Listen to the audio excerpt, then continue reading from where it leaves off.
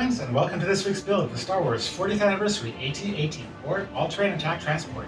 This is kit number 75288 at 1,267 pieces, and this will be the first walker we got to see in the Star Wars franchise. As seen on Hoth, including a bunch of Hoth minifigures, this should make a great display piece when done. So, let's get this thing unboxed, get this thing built, and then we can have a closer look at our AT-AT.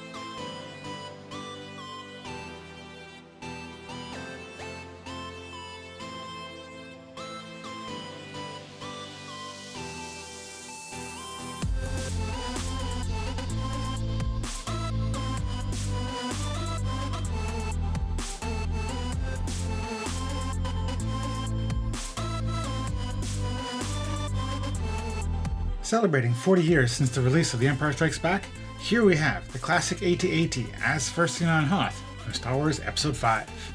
And I'm pretty happy to add this guy to my collection, for he's now my second walker, with the first one being the New Order version that came out about 3 years ago, which, coincidentally, is also the first video I released for this channel.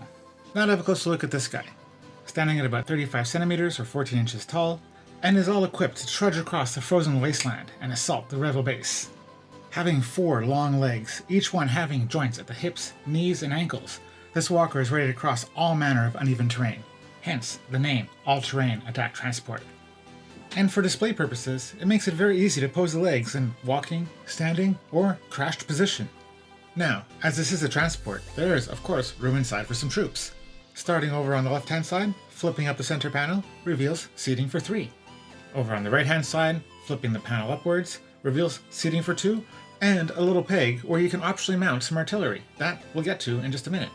Up top, opening up the frontmost panel, reveals a little gear, which, if you rotate it, you can use to raise Luke up, so you can play out that scene where Luke cuts open a hatch in the bottom of the AT-AT, throws in his thermal detonator, takes the whole walker down. Coming to the rear and flipping open the 2 back-end panels reveals a storage spot for a little speeder bike, which we'll also get to in a minute. Moving on up to the head and flipping open the final panel reveals the cockpit, where we have seating for our 2 AT-AT drivers, each of which has 1 instrument panel right in front of them, and General Veers, who has 2 instrument panels, 1 to each side.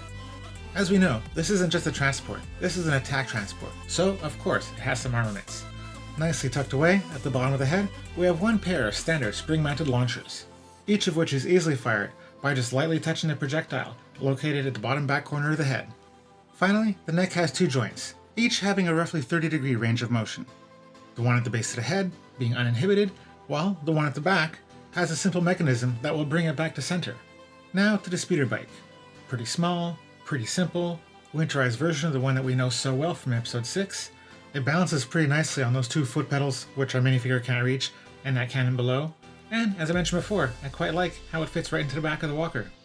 Then we have a piece of artillery, mounted on a tripod, looks like that one that they were setting up before the Falcon took off, and conveniently can be removed from the tripod to be mounted in the walker, as we saw earlier. And finally, to our minifigures, which we get 6 in this kit, which is not bad. We have Luke Skywalker in his pilot's outfit, 2 snowtroopers, General Veers, and 2 AT-AT drivers. To wrap this up, here are my thoughts on play, display, and parts. As a play kit, this is alright. You can pick up the body, you can kind of stomp around a little bit, of course you got the minifigures that you can act out all kinds of scenes with, and the cannons for shooting whatever you want to take down. And that all sounds pretty great. But it does lose some points for the legs. They're a little stiff, you can't really walk it around. It's more like you pick up the body and stomp it around. So if you have an active imagination, that's not really a problem. But where I feel it does even better is display. This isn't the most detailed or showy of kits. It's only 1,200 pieces. But it does stand pretty tall, gets your attention, and these legs, which weren't so great for play, they do snap into a lot of positions very easily, so it's very easy to set it up in all kinds of different poses. So if you want to just simply have it stepping on a snowspeeder, do some walking motion, standing still, or if you got a more interesting setup with some actual rough terrain, you can get some more interesting poses out of this. As to the parts, there's nothing too special to talk about in here, but it is a healthy assortment of nice large pieces, so if you like gray, you'll have a lot of options in what you can build with this. So all around, this is a pretty decent kit.